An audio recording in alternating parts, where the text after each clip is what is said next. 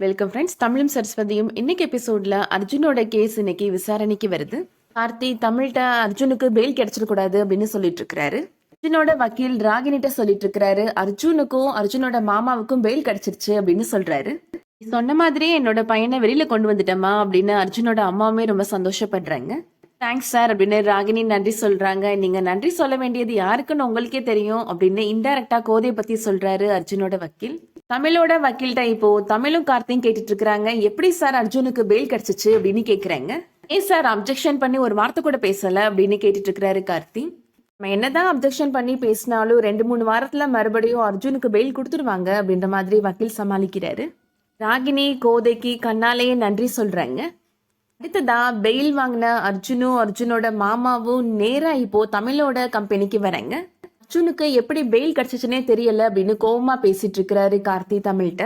நமச்சியுமே சொல்லிட்டு இருக்கிறாரு இப்ப பெயில் தானே கிடைச்சிருக்கு, மறுபடியும் கோர்ட்ல விசாரணைக்கு வரப்ப கண்டிப்பா அந்த அர்ஜுன் உள்ள போயிருவான் அப்படின்னு சொல்லிட்டு இருக்கிறாரு. இடையில அர்ஜுனும் அர்ஜுனோட மாமாவும் இப்போ தமிழ் கம்பெனிக்குள்ள வந்துடுறாங்க.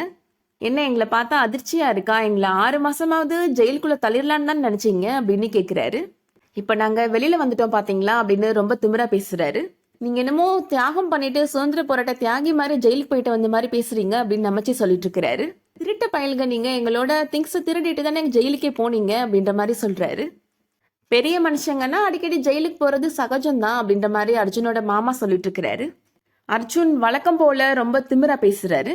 ரொம்ப பிஸியா ஒர்க் நடந்துட்டு இருக்கு போல, இனிமே அந்த பிஸியாலாம் ஒர்க் நடக்க விட மாட்டேன் நானு அப்படின்னு சொல்றாரு. என்னோட கம்பெனியை க்ளோஸ் பண்ணி என்னவே லாக்அப்ல தள்ளிட்டீங்கல்ல அப்படின்னு சொல்றாரு அர்ஜுன்.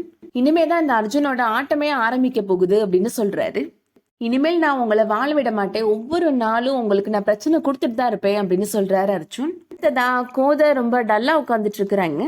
தமிழோட அப்பா கோதைட்ட சொல்லிட்டு இருக்கிறாங்க அந்த அர்ஜுனுக்கு பெயில் கிடைச்சதை நினைச்சு வருத்தப்பட்டு இருக்கிறியாமா அப்படின்னு கேக்குறாங்க. கண்டிப்பா அவனோட கேஸ் விசாரணைக்கு மறுபடியும் வரப்ப அவன் ஜெயிலுக்கு போயிருவாமா அப்படின்னு சொல்லிட்டு இருக்கிறாரு.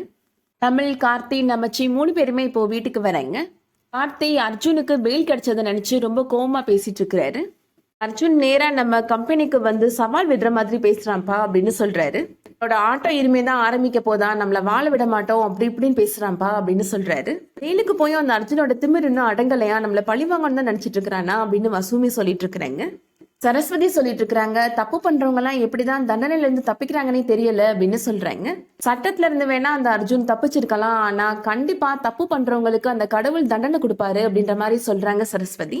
கோதையா அவங்க பேசுற மாதிரி கோதைக்கு தோணுது. அதோட இன்னைக்கான எபிசோட் முடியுது. இந்த வீடியோ பிடிச்சிருந்துச்சுன்னா லைக் பண்ணிக்கோங்க. சீரியல் அப்டேட்ஸ்க்கு நம்ம சேனலை சப்ஸ்கிரைப் பண்ணிக்கோங்க. தேங்க்ஸ் ஃபார் வாட்சிங்.